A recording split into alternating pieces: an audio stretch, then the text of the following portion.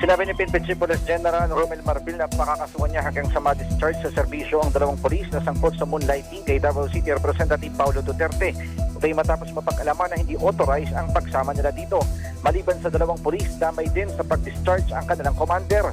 Posible kasing dinaya nito ang accounting ng kanyang mga personnel o tauhan. Una nito, inimbestigahan ang dalawa dahil sa kanilang moonlighting activities at higit sa lahat ang kanilang umano'y hindi pag-awat sa mambabatas na habang sinasaktan di umano ang isang lalaki sa loob ng isang bar sa syudad.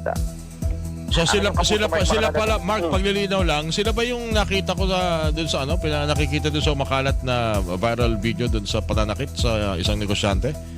Doon sa isang bar ni Congressman Pulong? Yung dalawang yun, nakatayo? Hindi na-specify ng PNP kung yun doon. Kasi ang lumalabas sa report, meron ding tauhan ng AFP, maliban doon sa tauhan din ng PNP. Oh. So hindi lang na-specify kung yung nakatayo ba yun, ay yung ba yung police o yung AFP. Pero ang binabanggit ka ni Marbil, kumpirmado na merong dalawang police na nasangkot doon at yun ay nag-awol na.